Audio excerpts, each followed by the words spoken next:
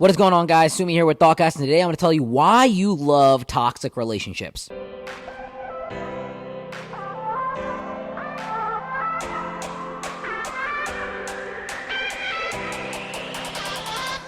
Now, this can be a really long video. I could talk about this for hours, but I'm going to give you a very superficial explanation of why you are attracted to toxic relationships. If you're one of those people that finds yourself in toxic relationship after toxic relationship after toxic relationship, and you want to be with the nice guy. You want to be with the nice girl. You want to be with that person that's stable and emotionally mature, but like when you get with them, they're just not it. Look, I get you. I really do.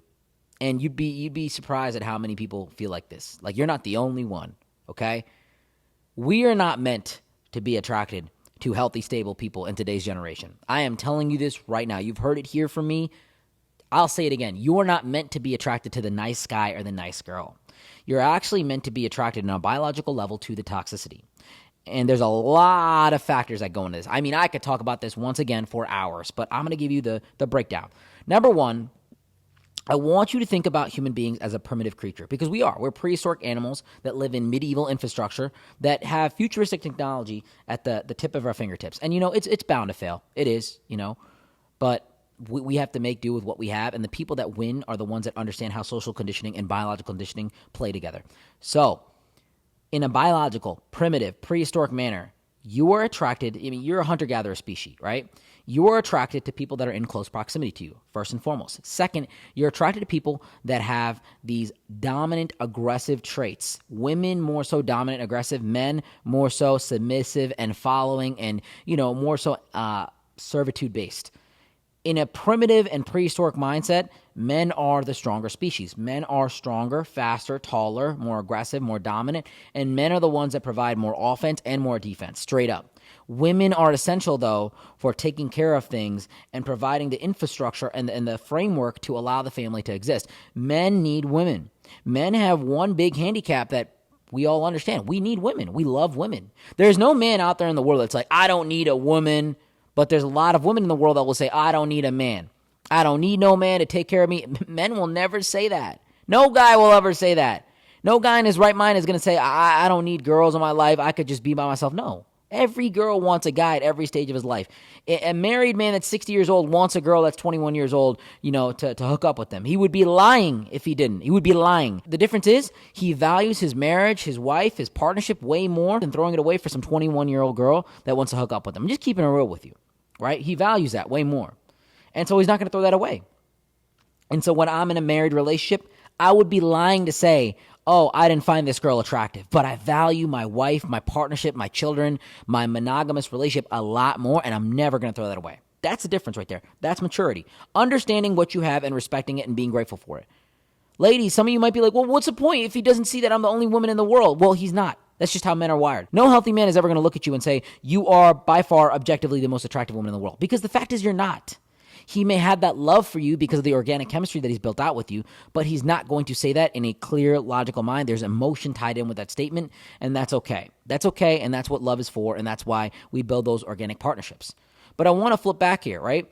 Men are the offense and defense, and as a result, women are attracted to men that are taller, that are stronger, that are more aggressive, that are more impulsive with their decisions, that are more volatile. Because, if a tiger is mauling someone right next to a guy that's your husband, he needs to be able to be like, okay, let's go. Who cares about him? Let him die. Let him die. That's what kept our species alive in a prehistoric environment. That's what allowed us to survive. Men being able to not care. Men being able to see gore. Men being able to cut people off and handle death and let go. So the guys that you're attracted to, the bad boy, the dude that's, taking a little bit more risk, those are the primitive characteristics that you're attracted to. You're attracted to those type of guys. Those guys would have survived very well in a primitive prehistoric environment because they're just more aggressive. They're more volatile. They engage in more risk-taking behavior. They don't care as much. They're able to move on. They know what they got. They're physically fit. Those guys would win. But in today's social circumstances, the Bill Gates, the Warren Buffetts, those are the guys that really got a lot of power. The Elon Musk, those are the guys that have power. And this becomes attractive to women as well because women are attracted to power. So there's a blend here, right? Even though these guys may not be the tallest, the strongest, the most aggressive, they have power and they command men around them. They have game, they have status, they have authority, they have distribution. And in today's capitalistic society that we have today, money is a great measurement of power. And these guys got money, okay? So you got to understand that it's changed. It's a blend now. It's not a balance, it's a blend.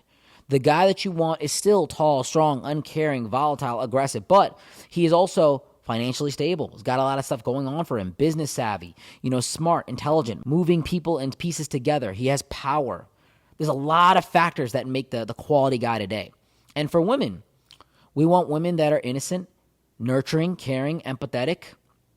But we also want women that are intelligent socially, that are very supportive in what we do, that understand their careers, that can navigate the world, that are not foolish. So you want the woman that's smart, that's passionate, that's into herself, that's doing things. But you also want the submissive housewife that's caring and nurturing. Like, these are the things that men are primitively attracted to, but also socially attracted to.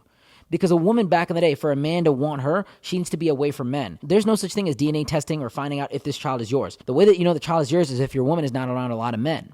So you want the woman that's innocent, that's away from men, because then you know that child is yours. When she's around a lot of guys, you don't know what's going to come out.